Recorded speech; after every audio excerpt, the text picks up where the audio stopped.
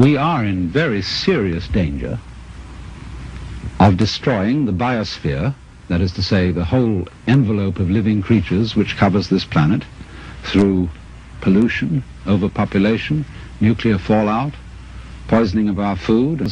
We really don't know what to do.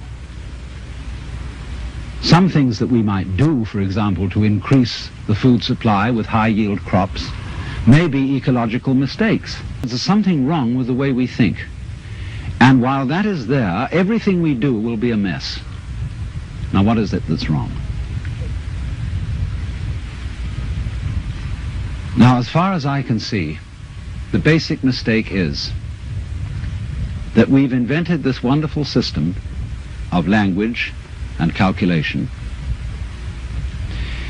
and that it is at once too simple to deal with the complexity of the world, and also we are liable to confuse that system of symbols with the world itself, just as we confuse, say, money with wealth.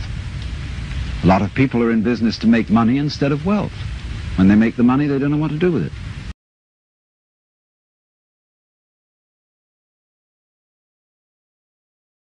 And so in the same way, we confuse happiness with status, and we confuse ourselves as living organisms which are one with this whole universe with something we call our personality. Now, what is our personality? Our personality is what we call our image of ourselves, and also our thought about ourselves, our idea of ourselves. What people meet and understand, and what I understand as Alan Watts, is a big act which is not really me. Because in the image of Alan Watts, there are not all my unconscious processes, both psychological and physical. The construction of my brain is not contained in the concept Alan Watts, and the concept Alan Watts does not contain the inseparable relationships which I have with all the rest of the universe. And therefore that concept is a fraud.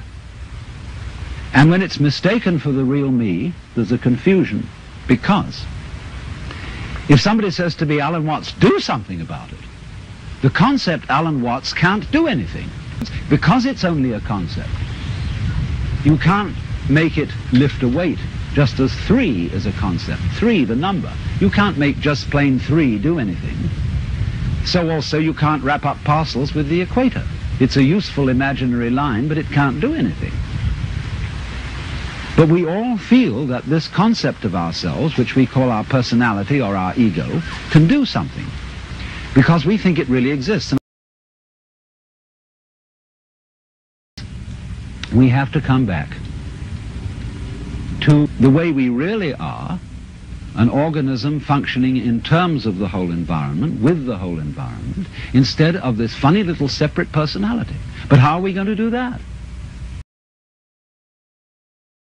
What happens when you just wait? There's nothing you can do. You watch.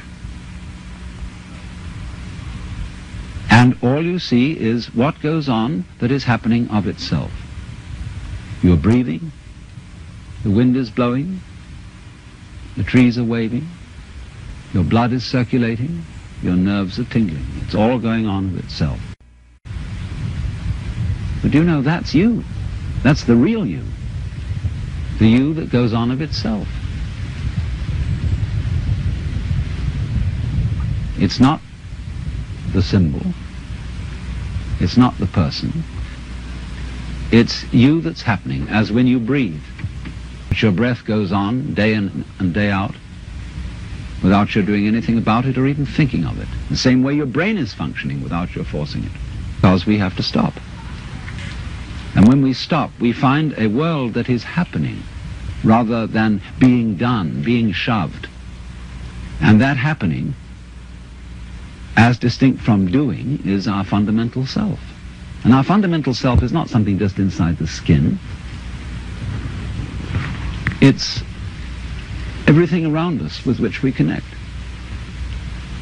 When you look out of your eyes at nature happening out there, you're looking at you. I'm not going to say what we should do from then on. but simply that before we think of doing anything in this critical situation, we realize the completely illusory nature of the beings that we think we are, and get back again to the beings that we really are, which includes all this outside world, no longer left outside.